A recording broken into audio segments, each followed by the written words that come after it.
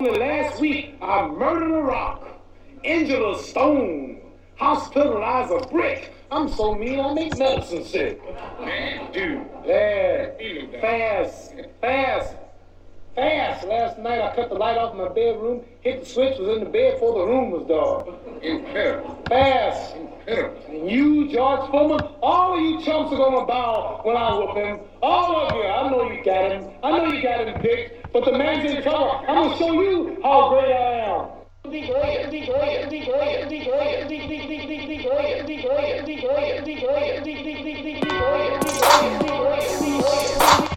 Yes, yes. So, how everybody doing? How everybody doing?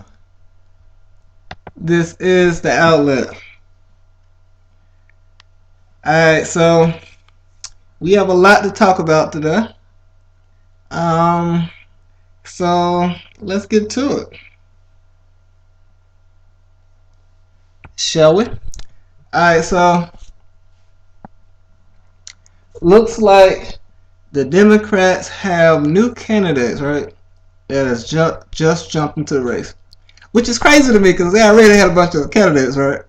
But now they up to look like it's 22, and that number could have changed. I don't know. I might be off by a few, but I have 22, and that's a crazy number, right? 22 candidates, right? And they all think they can beat President Trump. Okay, cool, cool, cool. All right, and looks like Biden is supposed to be the front runner. At least that's what the polls say. But we all know the polls don't always tell the truth. This is the truth, like a lot of times the polls are a little bit off. You can tell that by the last election, because if you listen to the polls from the last election, Hillary's supposed to win. But hey, you never know.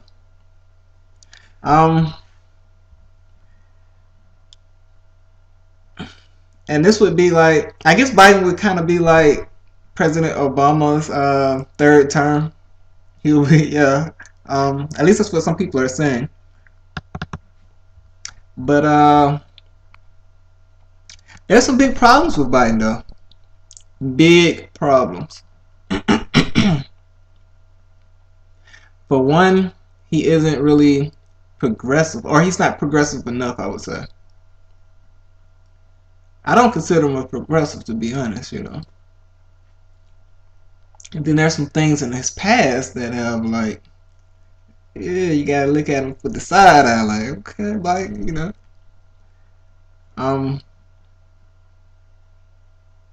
I think President Obama was a great president, right? But I also think some things he didn't take far enough, right? But maybe he just couldn't, He just did what he was working with. I don't know. But that's also why we have new politicians, right? That are even more progressive, and some are even considered radical by some, right? I don't think they're radical, right? But that's what some people might say. And I guess they're considered radical because they're trying to change the status quo. The status quo that only works for a few people, right? That's how we kind of get that, what is it called, a oligarchy? I mean, I could talk about a lot of stuff. I mean, we still have a ton of homeless people, right? And so many Americans act like they don't even exist. Or they'll say like it's their fault, right? So we have new politicians that have come, and I'm talking about people like Alexandria Ocasio-Cortez and what's her name, Congressman Omar. I mean, so it's sort of like the new Democrats, right? New progressive. And Biden, he represents the old establishment. Not only that, but he has taken money from corporations.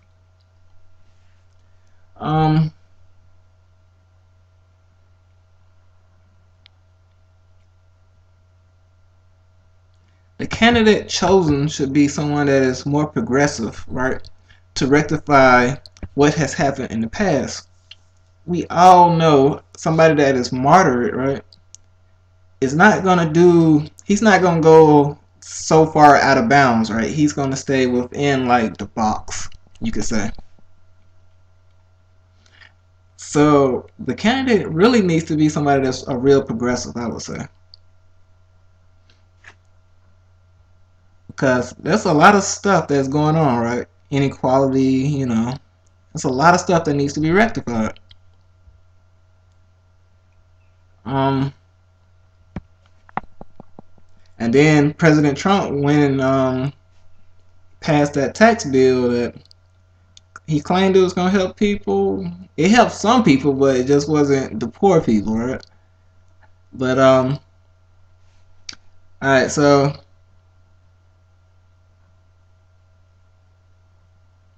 basically, doing that slow movement stuff just not gonna cut it. It needs to be some bold, big stuff. Because if the past is not rectified, there's a good chance war will ensue or something close to it. I mean, just think of all these schools that have made billions off of students and athletes. With students, the school doesn't even have to find or have them a job, right? It's simply pay and hope a company hires you or somebody give you a loan to start a business. White students are even starting to have problems with this, right? And you can only imagine what has happened to black students if white students are getting hit now. The black community doesn't even support each other because of the manipulation of whites, right? It's not all of the black community, by the way, but it is a lot though. And back to Joe Biden. He isn't even progressive, right? I mean, if we go back into his past, we will see that he actually supported, right, the crime bill that was passed by Bill Clinton. The crime bill that actually put a lot of black men in prison or incarcerated a lot of black men. So he was actually a supporter of that bill, from what if I'm understanding this correctly, right? So I gotta look at Joe Biden with the side eye. I know he supported Obama. That's cool. But he has done some things in his past, man. That's like, ooh. I mean, and then we need reparations passed. I post to believe that Joe Biden's going to actually pass reparations when he's somebody who helped pass the crime bill that put a lot of black people in jail.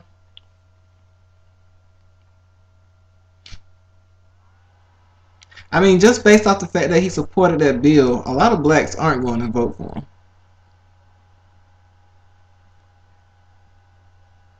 Sure, we all voted for Obama. He was the first. Got nothing but love for Obama. A lot of us is just glad Obama made it through without being harmed, right? All right, so let's look. Let's see. Bernie, right? Bernie. He looks like a strong bet, right? But he still won't come forward with a reparation plan. Why won't Bernie Sanders come with a reparation plan? That is the question. Because if he was to come with a reparation plan, he would probably be the nominee, no doubt, right? All blacks would jump behind him. He already has the millennium vote. Um, Even though Senator Warren is kind of on his heels, with the new policies she's bringing up. But the fact that none of these candidates have a reparations plan ready and knew that they was going to run for president just shows that they don't truly care if black people get their reparations. I mean, are we not old? I'm just saying. I think we are. Well, I'm sure we are, and they know we are too. But let's move on. I'll come back to that in a minute. In more news, a synagogue was attacked. And that's crazy, by the way. I think it was in California. And there seems to be more and more mass shootings going on in this country. Like, just, I don't know. It's every other day I keep seeing just or seeing or hearing about mass shootings. Like, that's crazy. And every time a mass shooting happens, I hear about politicians talking about passing new gun laws that never seem to get passed. Like, where are these new gun laws at? Like, what's the problem? But then again, like, even black Americans, right? Like, we don't want our guns taken.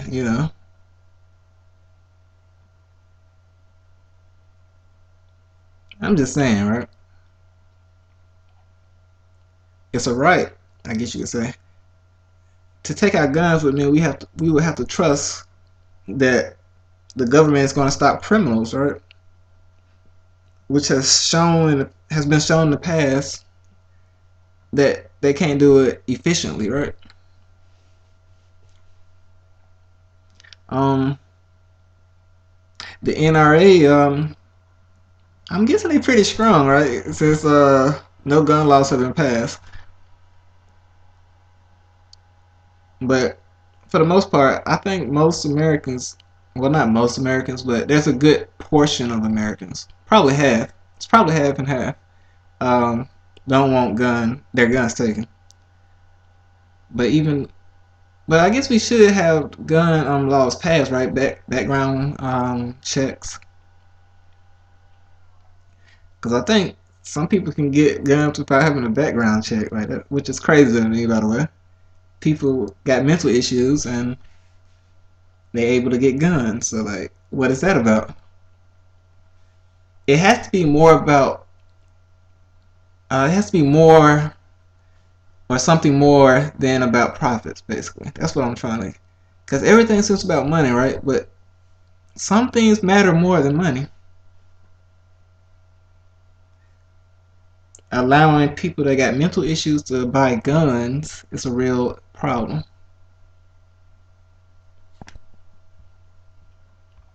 So should gun laws be passed? Um, I would say some gun laws should be passed. It depends on what gun laws we're talking about.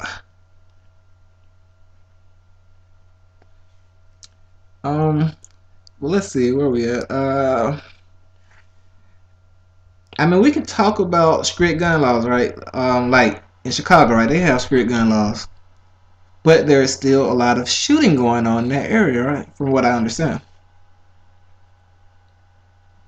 So simply passing strict gun laws,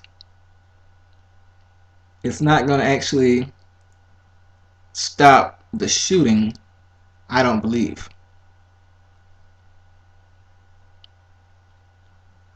Um, I have another question, right? Why does it look like the best candidate is going to be another white male? Nothing against white males, but we have had 45 presidents, right? Only one that hasn't been a white male, which was a black male. Like, can we get some other people in there? I mean, like, America keeps saying they're this and that, but we keep electing the same type of people. I mean, we all supposed to be able to do. I mean, it's supposed to be the home of the free and brave, and you know. But anyway, this is America. But having just having 45 presidents and everybody's been a white male, right? Except for one, it makes America look a certain way, right? Even though they claim not to be a certain way. I'm just saying. All right, so and why when a lot of times when we bring in black politicians, they seem not to support their own community a lot of times, right? I've seen that a couple times. Yeah, I got questions, man. I got a lot of questions here. Um, Whenever the Democrats decide to implement a reparations plan, I hope they absolutely should include Dr. Claude Anderson, right? Because he's someone that has been doing the work. He is someone, at least they should consult him.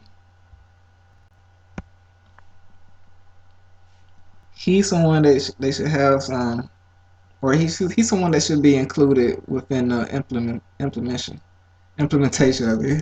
of reparations. Let's see. I mean, not a Al Sharpton, who has a lot of times seemed to be out for himself, some would say.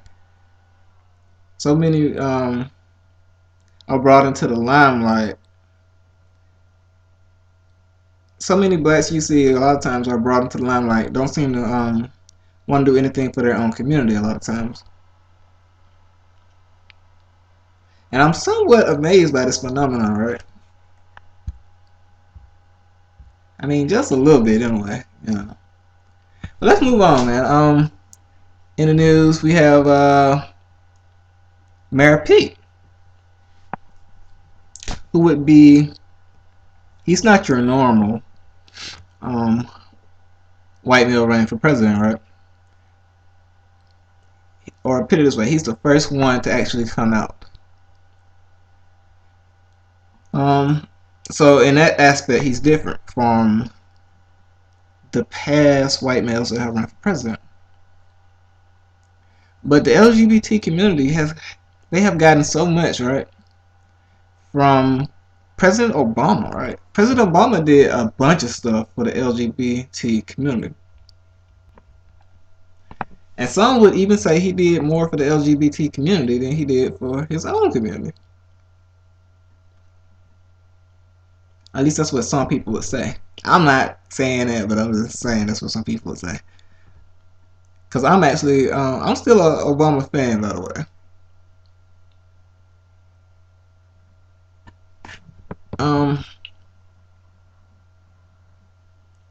I would say maybe he would have did more if he didn't have, because I think it was his second term where he had the Republican Congress. I don't know if they had both houses or not, but I know they was there and they was obstructing him, right? So that second term, he didn't get what he wanted to do done necessarily, but he did pass a lot of executive orders, though. But a thing about Mayor Pete, I don't think he would pass reparations, right? I don't think he would pass the reparations bill. Or I don't believe it's on his to-do list, right? He basically, I think he would pass a lot for the LGBT community, which they already have gotten a lot of stuff from Obama, right? Some people even call Obama the first gay president. I've actually heard people say that before.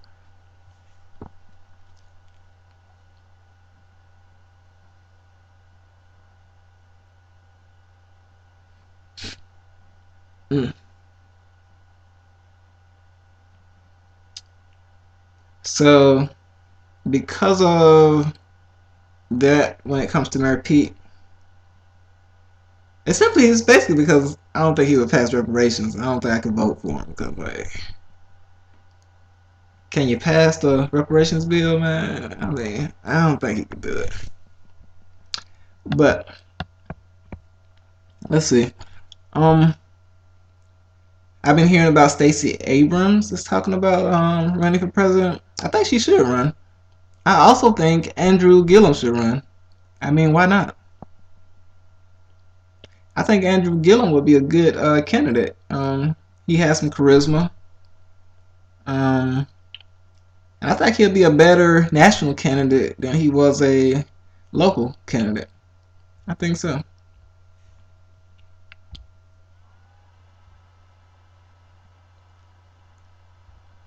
Even though I'm not familiar with a lot of his policies, but from what I understand, he's supposed to be a progressive. Okay, let's see what else we got. Alexandria Ocasio-Cortez is still pushing the Green New Deal.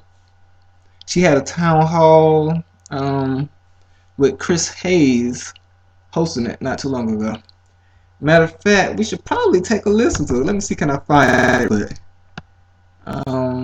Let's see. Alexandria Ocasio-Cortez. Hmm.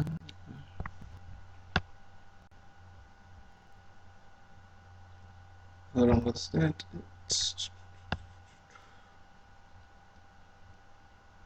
Give me a minute, give me a minute. I know I just seen it somewhere.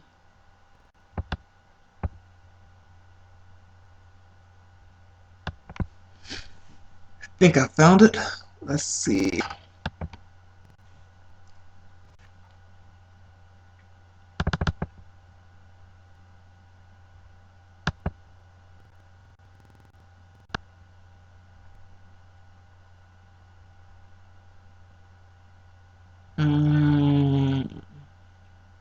Okay. Computer's moving slow. Oh, there we go. Well, kinda.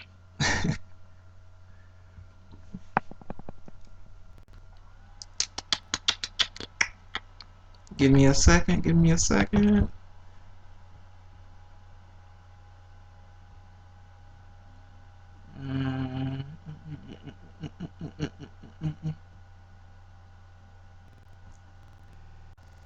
Okay. All right, welcome to a special bonus Q&A edition of the Green New Deal Show. We've got a lot of perspectives and questions we want to get to. We were not able to fit in the show, so we wanted to talk to some other folks because obviously the scope of ambition here is massive and it touches on all kinds of different aspects of society. So we thought we'd go to some other folks. Sarah Nelson is the international president of, and this is relevant, the Association of Flight Attendants, which is with the AFL-CIO. Are you scared you're going to lose all your jobs because there will be no planes? So, yes, I'm Sarah Nelson, president of the Association of Flight Attendants, representing flight attendants at 20 different airlines across the country. And what my members are being told is that the Green New Deal means that all the planes are going to be on the ground in 10 years, never mind the fact that we still have to get around. So what we're really experiencing is that every single day there's an increase of turbulence incidents because of these extreme weather patterns. And this is a major, very serious occupational threat to us. So we also know that when these extreme weather situations happen, the airplanes stay on the ground. If this continues, our airplanes are going to stay on the ground more and more and more. This is going to threaten our jobs. And by the way, our members are also in those communities that are getting hurt by these natural disasters that are taking place. So we have to really define for people what's at stake here and then bring them along. And the other thing that is important to do and recognize is that, industry would like to have us believe that this is all about keeping airplanes on the ground. They don't want us to read the part about good union jobs at a prevailing wage. They don't want us to read that part. And so this is really important because, Congressman, I'd like to thank you for zooming in on the mine workers' pensions, because the mine workers are at ground zero of this. Now, these are the people who went underground, risked their lives, have to deal with black lung today, who are dying because of that, so that they could power this country, so that they could help us innovate, so that they could warm the hospitals where we were born, right? And they were promised that if they did that, they would have pensions and they would have health care into the future. That was a promise our government made, not just the companies. So if we're going to keep our promises to people and we're going to tell them, hey, we're going to talk about a new way of doing business here, and when they hear just transition, what they hear is a couple hours of training and then you leave the community devastated, right? We have to make good on the promises that America has failed to make good on so far. So we have to protect those pensions, get those in place right away, if we want to have a little bit of faith in these people to join the conversation. Yeah. Part of the issue that she brings up is this point of whether people have faith that the promises will be kept, right? When you say job training. I mean, part of the project is trying to restore that faith because otherwise no one's going to go for it. Absolutely, and I think that's why so many of these issues are connected. First of all, I would like to thank Sarah for your role in helping end the government shutdown along with flight attendants.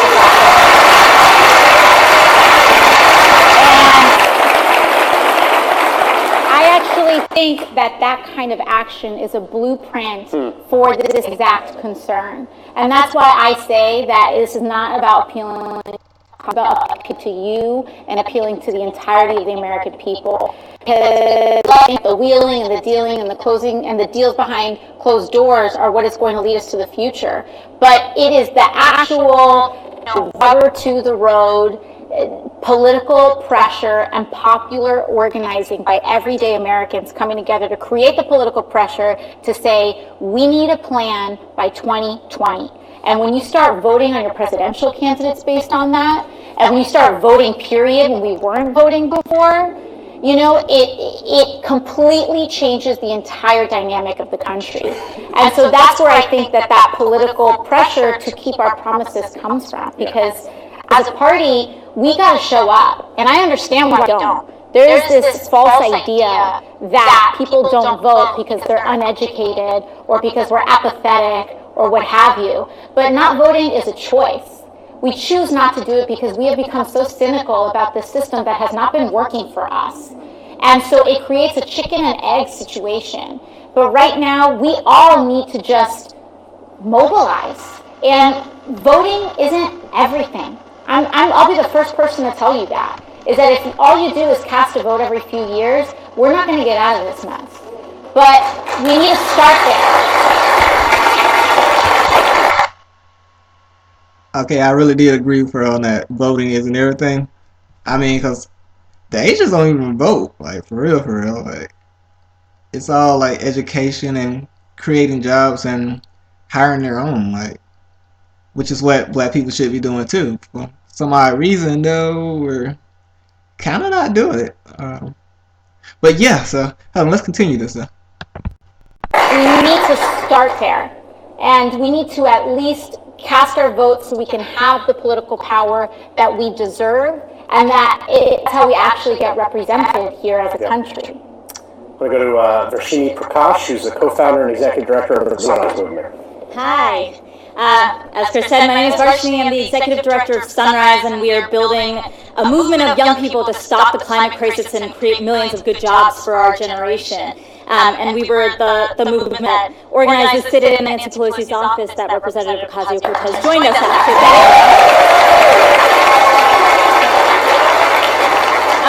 So, Representative, I really appreciated what you said about the fact that us as young activists are really standing on the shoulders of giants. And that throughout our history, it's really been young people at the forefront of promoting social change in this country, because we feel this urgency. We understand that people are dying and that people who are in power right now aren't doing what's necessary to stop it. These are young people from the lunch counter sit-ins in the civil rights movement, to the people who pushed for clean air and clean water legislation in the 70s, to the immigration rights fights of the early 2000s. And so my question for you both is, what's inspired you about how young people are taking action in this moment for the Green New Deal? And what do you think the role is of everyday people in this moment as well? Well, I think one of the things that's inspired me is the bravery and the courage of activists across the country. Activism is no joke. And activism that is powerful means that you are putting something real of yourself on the line. It means you are actually risking something. It means that you are willing to do the day to strike off of work. It means that you are willing to be politically scrutinized. It means that you are willing to just show up, whether it's time or whether it's something else. And so for me, I feel very deeply tied to that, because when I see people sacrificing something of themselves, it forces me to ask, what am I sacrificing of myself for them to match that? And if I'm not willing to put as much on the line as an everyday person, then I don't belong in government. That's how I feel about it.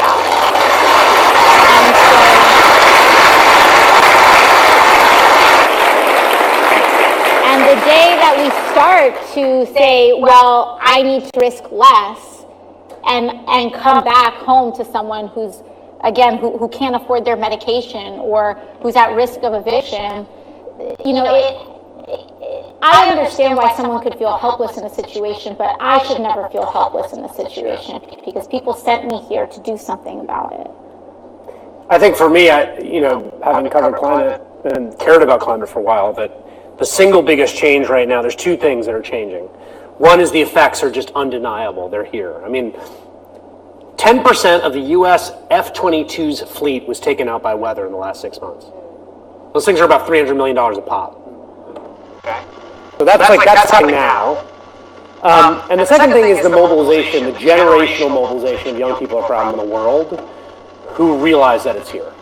That wasn't there before. That to me is the biggest change, and you're seeing it change the politics. Like that, it's happening. I'm watching it change because of that. Waleed Shahid, who's the Justice Democrat spokesperson. Hi everyone. So all this is pretty cool, right? You know, they talk about climate change. Okay, that's cool. You know, the millennials, we are all, you know, getting together to go against climate change. You know, that's cool. Let's see what else we got here. So we're part of the organization that helped recruit Alexandria Ocasio-Cortez and pushed her to run in the first place. Sorry about that. You know, we have a whole squad that's being built in Congress, not just you, but people like Rashida Tlaib, Ayanna Pressley, Ro Khanna, even Senator Markey.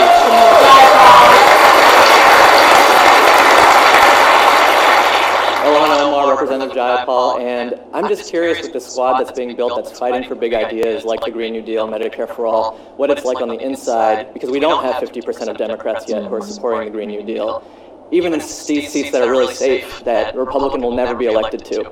I'm curious what they tell you maybe behind the scenes or in the coat room of, you know, I'd like to support it, but I just can't put my name on it. Yeah, one of the things that I find interesting that I feel happens in the House is people say, oh, I can't do that, you know, it's my community, like my party won't go for it, and like my district won't go for it, and you hear that all the time. There are about 235 odd Democratic seats in the House. 40 of them are solid swing seats. So I get that, you know, I completely understand those frontline districts in some respects, but I feel like 200 people are telling me that. And so I'm like, someone's getting sussed out here, you know? And sometimes people say, oh, like my district won't go for that, my district won't go for that. And I'm like, you're D+10, what are you talking about? But that happens not just on climate, it happens on everything. And that's the big, you know, dirty little secret. It is more about corporate donors than who's donating instead of who's voting.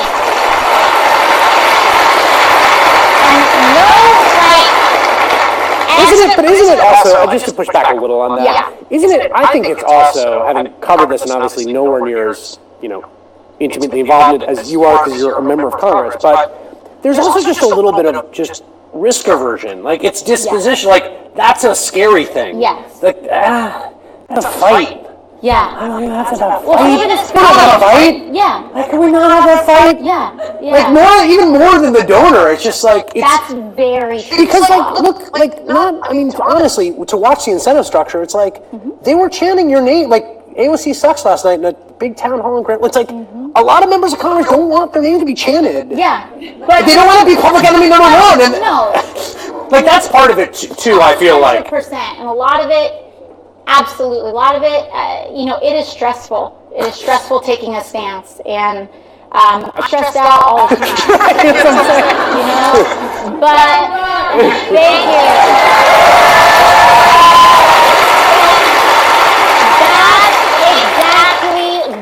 I'm saying about what are we willing to risk.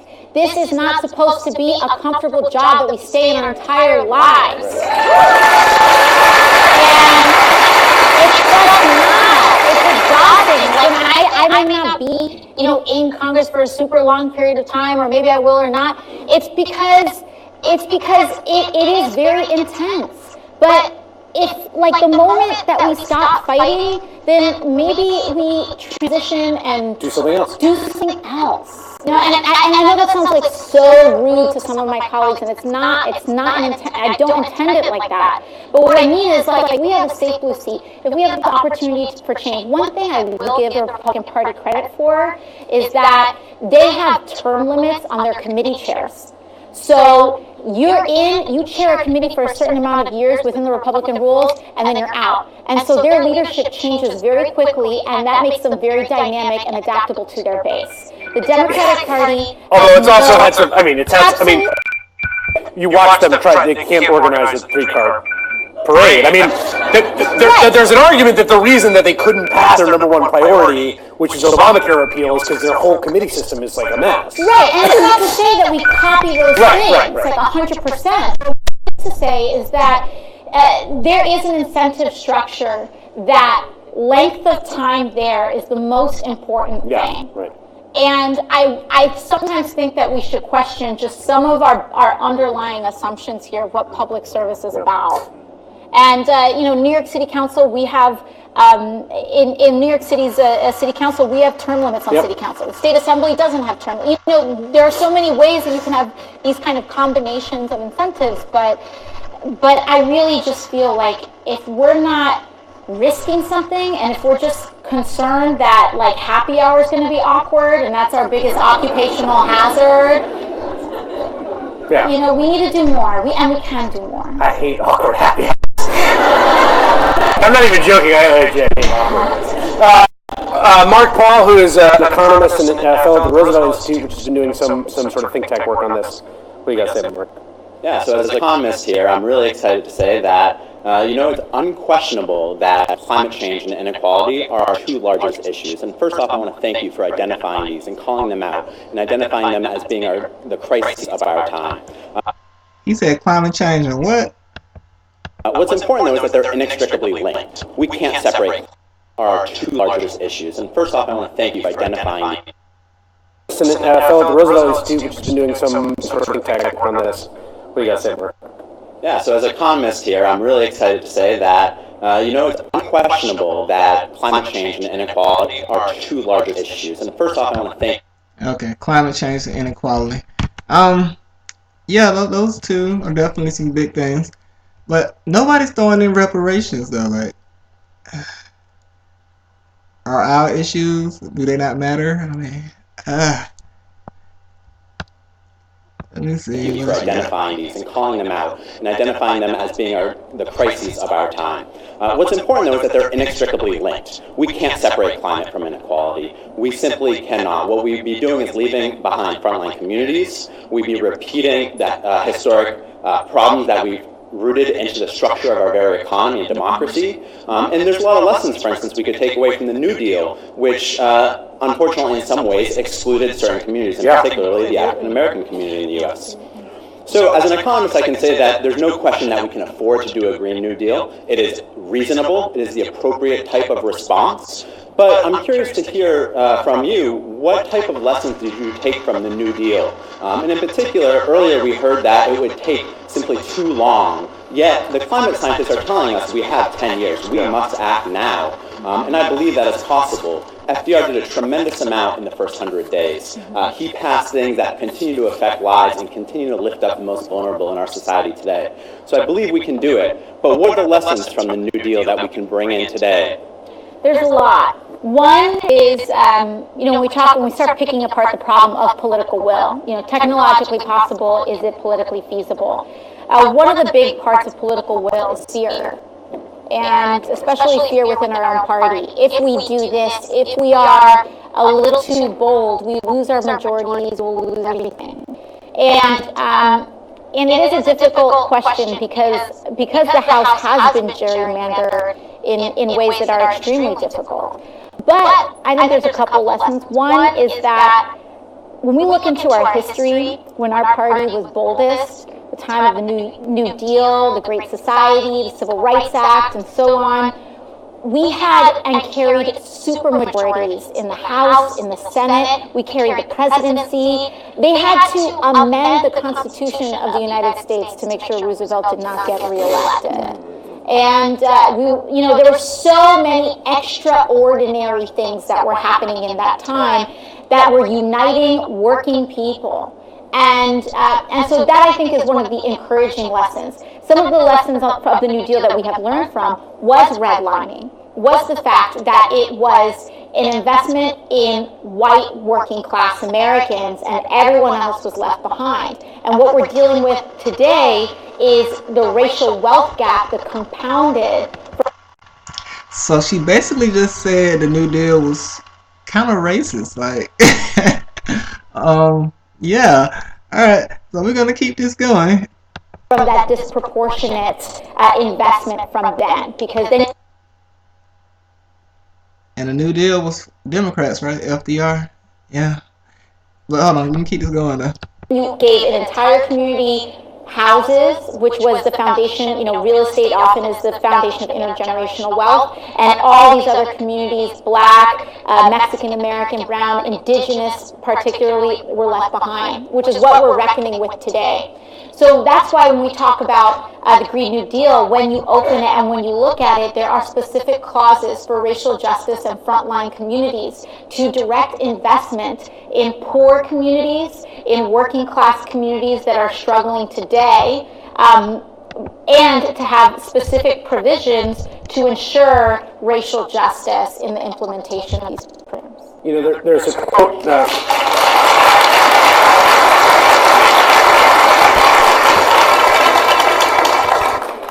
There's a quote. There's a Roosevelt quote that I had in the earlier block, and I don't know it from memory, but he's giving a speech in 32 on the campaign trail. And he says, what the country demands, if I'm not mistaken, is bold experimentation, that you try something, and if it fails, then own up to it and move away, and if it succeeds, keep doing it, but by all means, try something. I mean, the New Deal did a lot of stuff that failed. There were a lot of programs that were bad, that didn't work, that backfired. But what they did do was try a lot of things. And we do not have an experimental government at this point. Like, we are not trying to do the things that we need to do. And I think that's, there's a quote, look at that, magic of technology. I think that's all the time that we have for this section. I want to... So something Franklin D. Roosevelt said, the country needs, and unless I mistake its temper, the country demands bold, persistent experimentation. It is common sense to take a method and try it. If it fails, admit it frankly and try another. But above all, try something. The millions who are in want will not stand by silently forever while the things to satisfy their needs are within easy reach. May 22nd, 1932. Indeed, Franklin D. Roosevelt. Thank everyone who came here today to ask us questions. I want to thank all of you one more time. And that is all for that quick segment. Yeah. So she basically just admitted the New Deal had some racist things in it, right? The redlining was basically racist. So yeah. And that happened on Franklin D. Roosevelt's watch.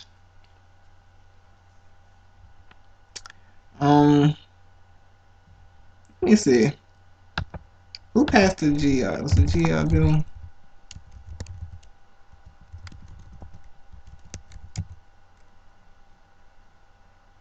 Yep, the GI Bill was passed by Franklin D. Roosevelt. I know the GI Bill helped out a lot of people also, and a lot of black people wasn't able to get those resources. Alright, so she's very interesting, AOC. I could actually see her being the first female president. I could see that happening down the line. I'm trying to see if anybody else could probably pull off before her. Elizabeth Warren maybe, but I don't know. She's suspect. She's very suspect. She's gonna need to come out with a reparation plan if she wants blacks to vote for her. Let's see where we at. But yeah, AOC takes some very bold steps though. The Green Deal is it's pretty bold, but at the same time, I think it says something about no airplanes or something, and us having. I gotta go read it, but it was talking about speed rails or yeah, like the trains move. Anyway,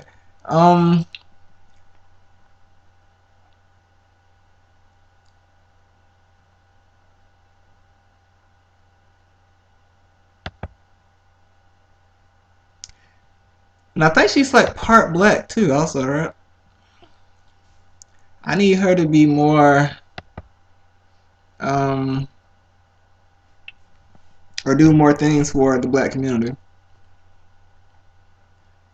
and mention reparations. Something else in the news. There's a Senator Mike Enzi is retiring, and there's a lot of Republican politicians retiring now, or leaving. I know Paul Ryan's gone also. It's like when Donald Trump came in, a lot of them was like, it's time to get up out or something, you know. But this is definitely a new Republican Party, you could say. It could be him, just Donald Trump clearing out the swamp, as they say. Let me see. There are still some Democrats screaming about impeachment, even though Nancy Pelosi actually wasn't on board with that. At least not of yet. All right. I'm guessing they will try to get, if they was to get Donald Trump, I guess it would be on obstruction, since he basically been cleared on collusion. Something else to know. Oh yeah, there are still investigations going on. That Mueller, he basically gave off to other attorneys. And I think some are, I think that, what is it, the South District, Manhattan, something like that. I know they're supposed to be investigating them too. So basically, there's investigations going on the front right now. I was reading an article, right, about Elizabeth Warren. Let me see.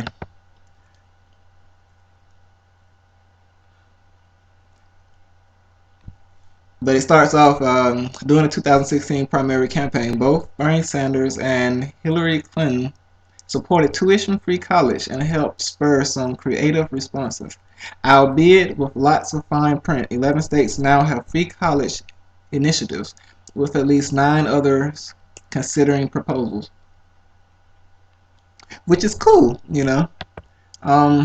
Since then, outstanding student debt exceeded $1.5 trillion and college costs have continued to escalate, so it's not surprising that free college and the student debt crisis has re-emerged as key issues in the Democrats' 2020 presidential primary campaign. Alright. They just need to go and make it all free, man. There's no point. Like, colleges are really not worth it anymore. I mean, if we giving companies the ability to be racist and to do whatever they feel, right? Because they're privately owned, right? So they have the ability to say no to whoever, right?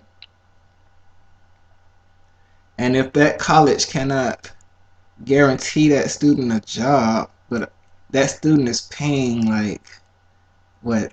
Depends on what college you go to, but thousands of dollars, right? $60,000, $80,000, $30,000, whatever. But yeah, so like, is it really worth it? I mean, unless you get the scholarships. I mean, if you get the scholarship, I guess you should go, right?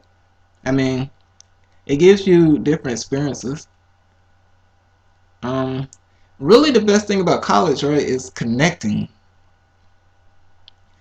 If you watch the movie with Mark Zuckerberg, right, he already actually knew how to code, right?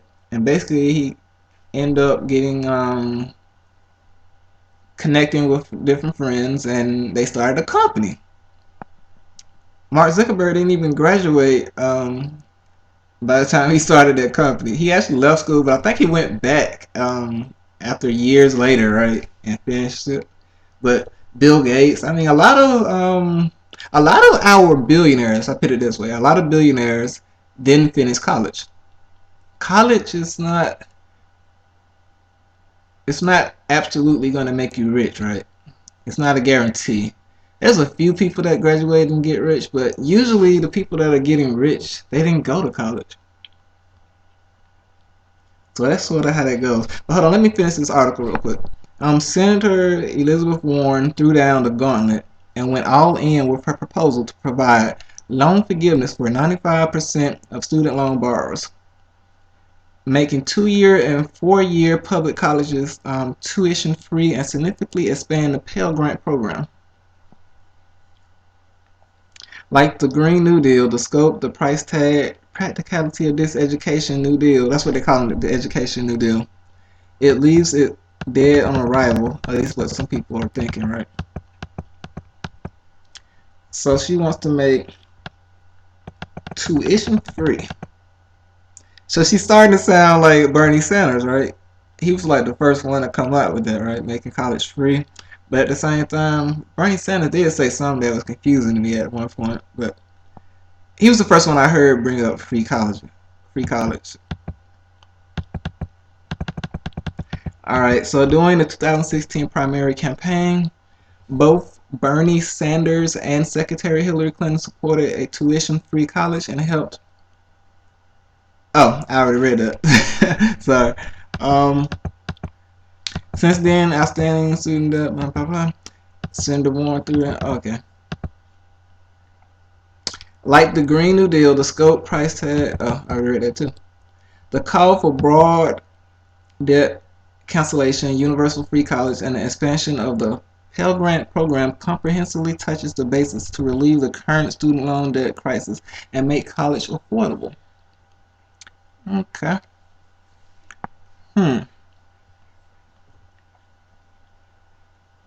It sounds good. If she can actually get it passed, though, like, are we gonna have the right congressman in there? Is that gonna be something you're gonna do when you first get in there? And I still haven't heard anything about a reparations plan.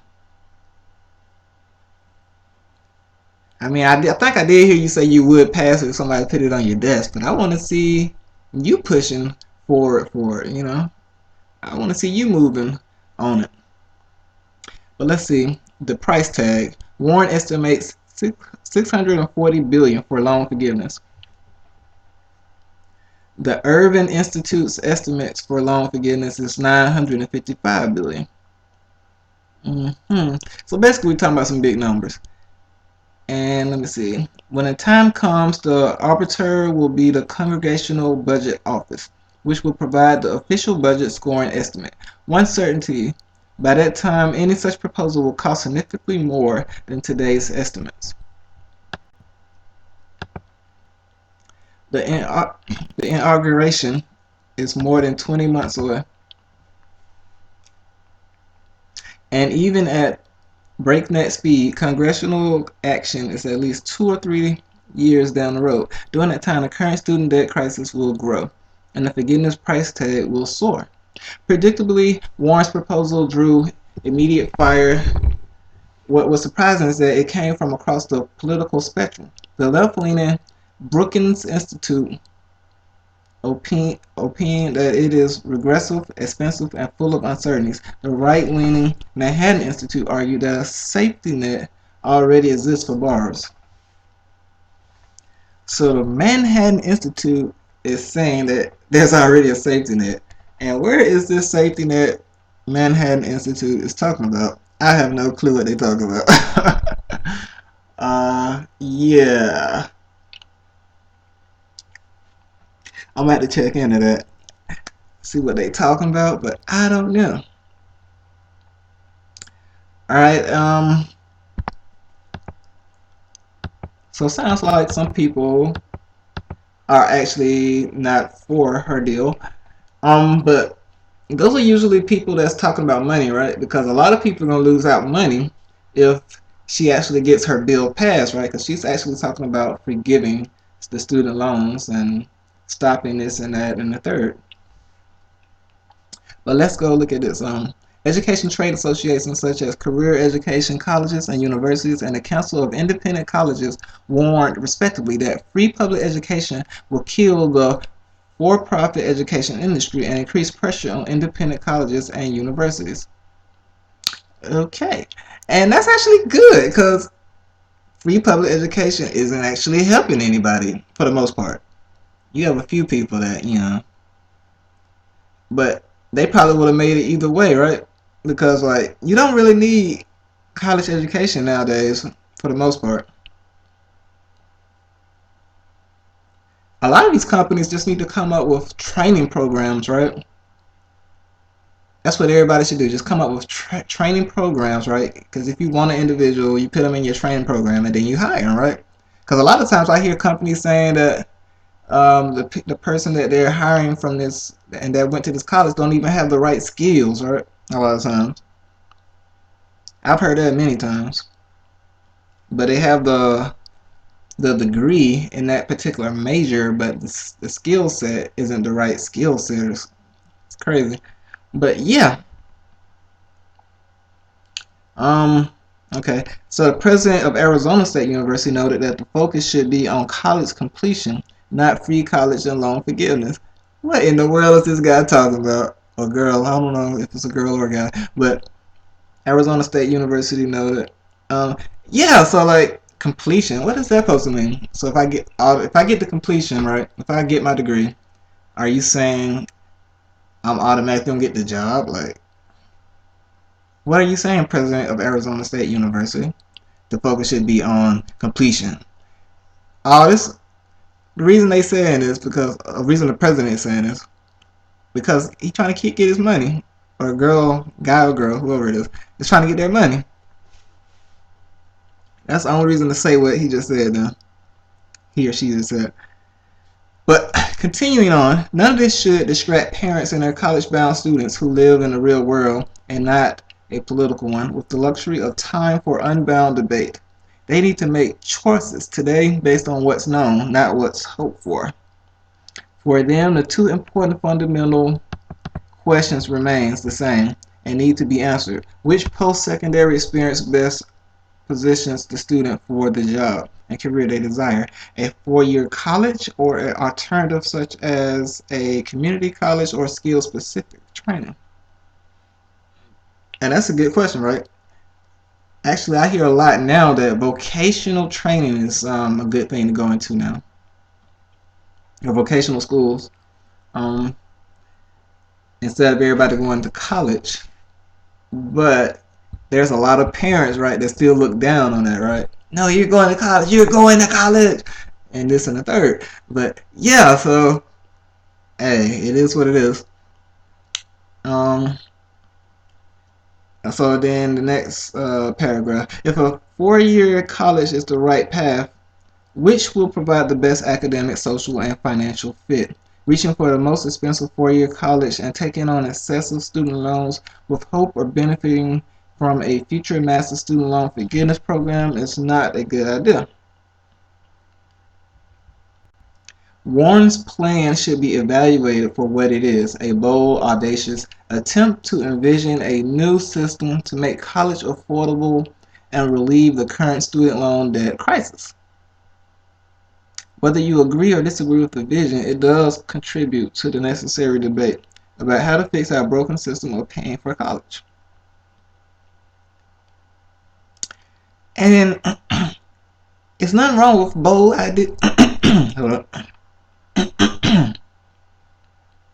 Sorry about that. There's nothing wrong with bold ideas, right?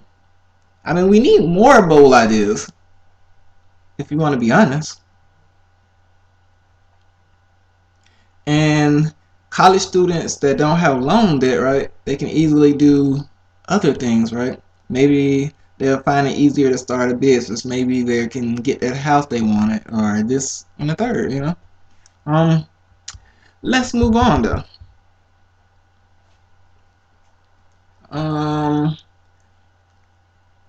The 2020 elections are almost here. Hold on, matter of fact, I think I had seen something though dealing with Senator Warren, right? And I kind of wanted to. It was like a little yeah. Let me see. Let me see. Can I find it real quick?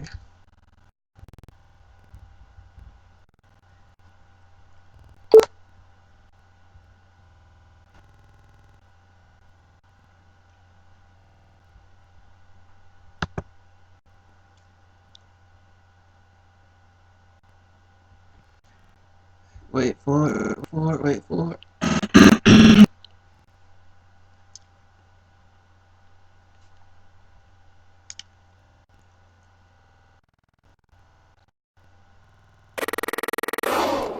very early in the Democratic presidential primary.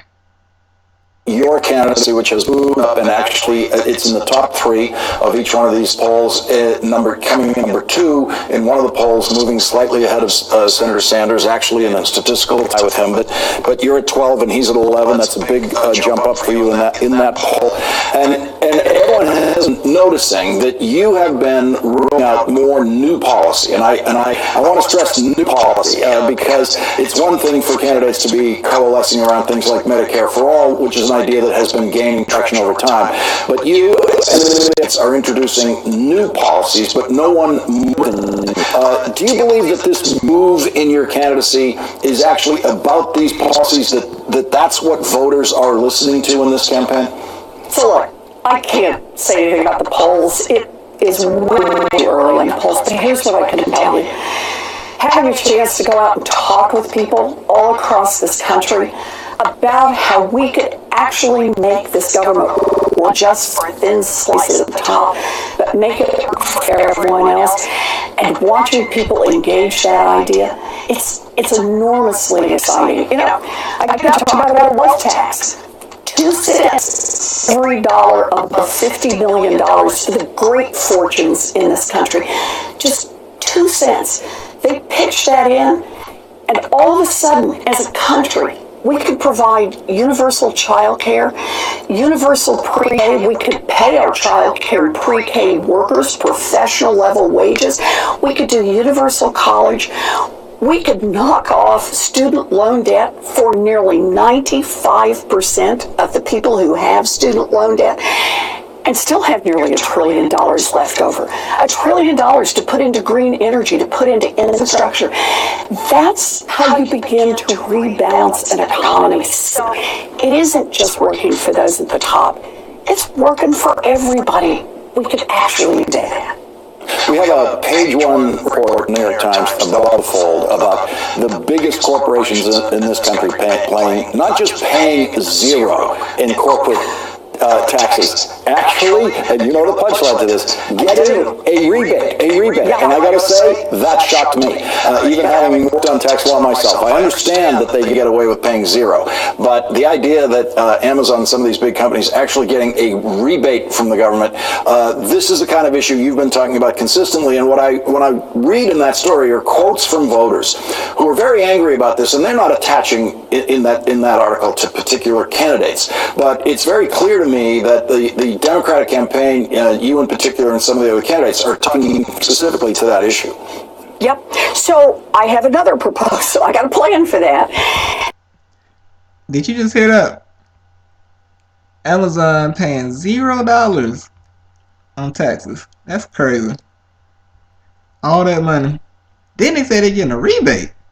Seriously? A rebate? Damn.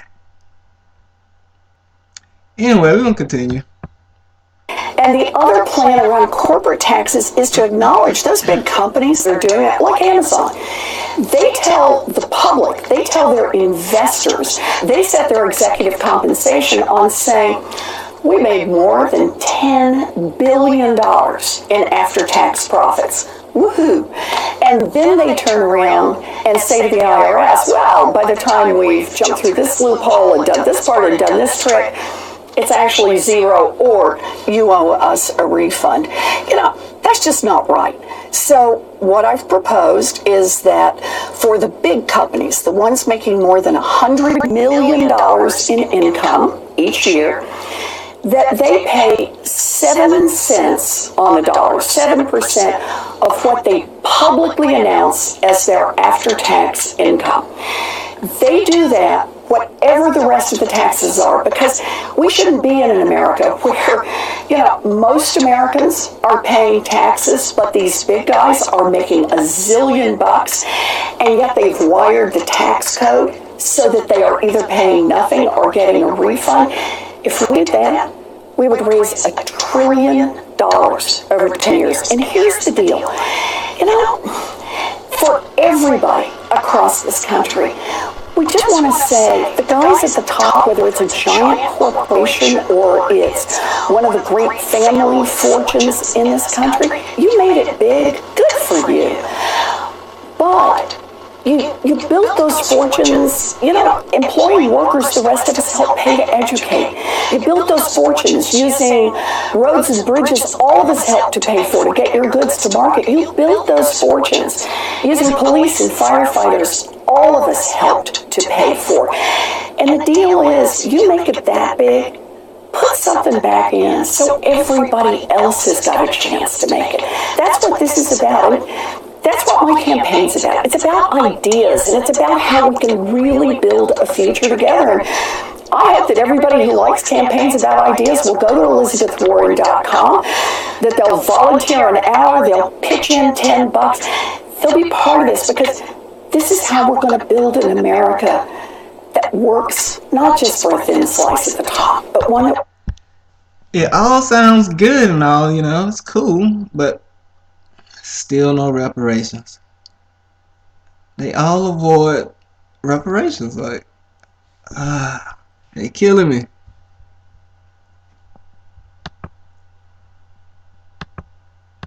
It works for all of us.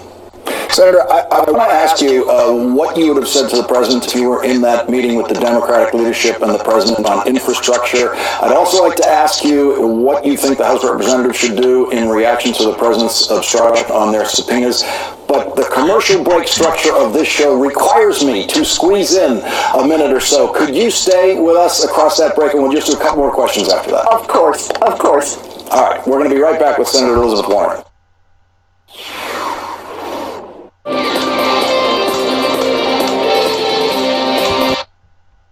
Anyway, yeah. So she's talking about making companies pay. All that's cool, fine and dandy, but Senator Elizabeth Warren, what about reparations? I need you to come up with a plan for reparations. I need it to be first on your list. If not first, at least in the top 3. But anyway, it should be first though. I don't even get it twisted. But let's see. The 2020 elections are almost here, and the Republicans are basically using as talking points that the economy is doing good. And sure, the economy is okay for some people, but it was also started by President Obama. First of all, let's get that straight. But President Trump has kept it going, though. He hasn't destroyed it or anything, at least not yet, anyway. At the same time, it's not doing good for everybody, though. The Republicans are using that trickle-down economics, right? Giving bonuses to the CEOs, high-ranking execs getting bonuses. But the people at the bottom are actually seeing none of that, right? Sure, the unemployment rate is, I think it's at 3.6 or 3 point something, but it's jobs that don't pay a lot, right? Like a lot of them. I mean, I've been seeing teachers going on strike left and right, in different states, just all over. Everybody's going on strike because they're not getting paid enough. Teachers have actually been having to work 2 jobs just to get by and pay the bills, So that's crazy, man. And we wonder why we're falling behind everybody, right? I mean, right now we're behind China, right? And others when it comes to innovation and technology. China has passed us in AI, like technology, artificial intelligence, aerospace. We're behind on. So like everybody's just passing us, right? And our education system is so bad now. For the country as a whole, I don't know, man.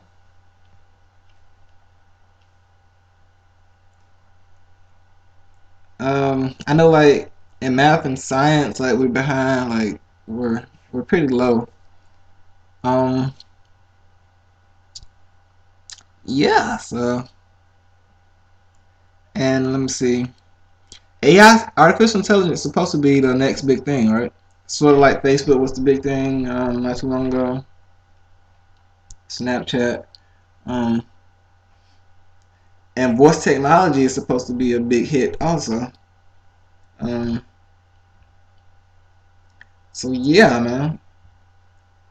There's so much going on. And this oligarchy that we kind of have right now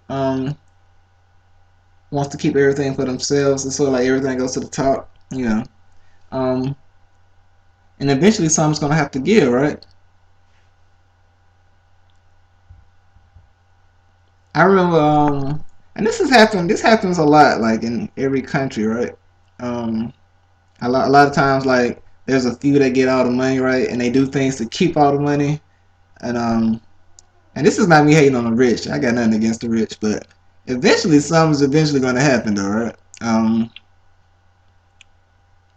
Remember when the rich had everything in France, right? Back in the day, I think it was in the 1700s. There were riots and basically the rich. I'm just gonna say they got hurt. Yeah. Yeah, man. I mean, there's a big imbalance right now, right? Inequality. And the question becomes, how long are the poor willing to put up with it, though?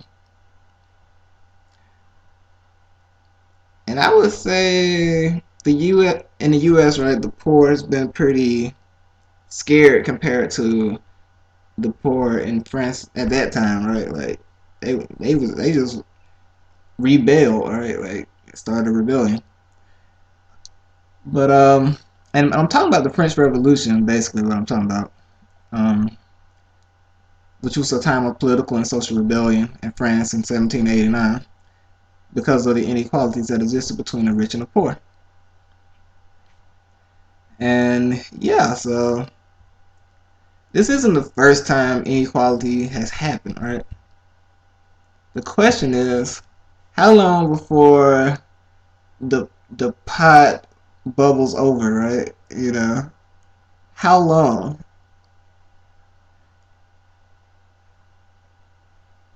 I mean, because back then, right, in France, right, it was a big imbalance and extreme resentment and anger, right? The poor had to pay taxes to the king while the rich did not. So what it reminds me of Amazon, right? I'm not saying nothing for real though. That's all we're gonna talk about today, man. On this episode. This is the outlet, and I will see y'all in the next episode.